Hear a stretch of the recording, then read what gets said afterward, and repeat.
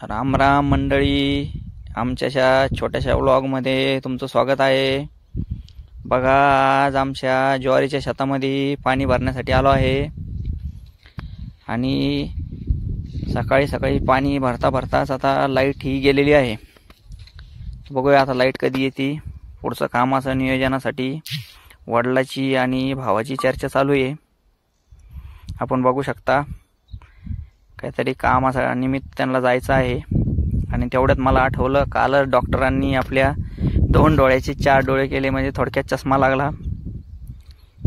हे बघा, आमचं ज्वारीचं शेत जे नेमकंच कपाशीच्या शेतामध्ये आम्ही ज्वारी लावली आहे त्याला पाणी भरायचं चालू आहे. आणि बाजूला ही जी कपाशी आहे तर ती तशीच आहे, त्यांनी काहीच केलं नाही.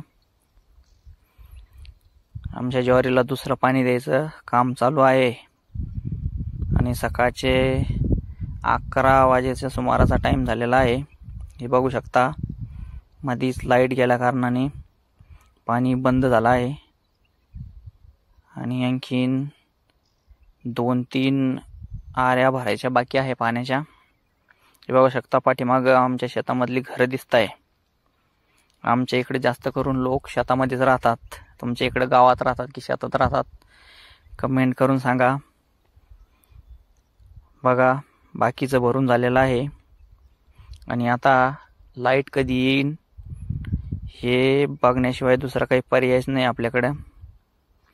आणि डोळ्यावर ऊन येत आहे समोरून व्हिडिओ काढताना.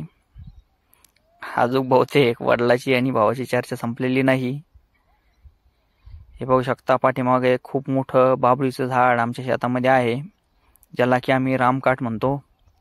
खूपच उंचचे उंच आहे, ज्याचा शेतीचे अवजार बनवण्यासाठी कामात उपयोग होतो. चला थोडं पुढं जाऊन दाखवतो ज्वारी तुम्हाला. हे बघा, बाकीचं तर भरून झालेलं आहे, खूप लांबच्या लांब आहे. अर्धा तर झालेला आहे, थोडंसं बाकी राहिलं आहे.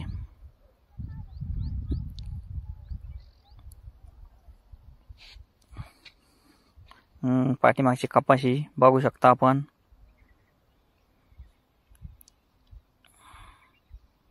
चला थोडं पुढं जाऊन दाखवतो तुम्हाला.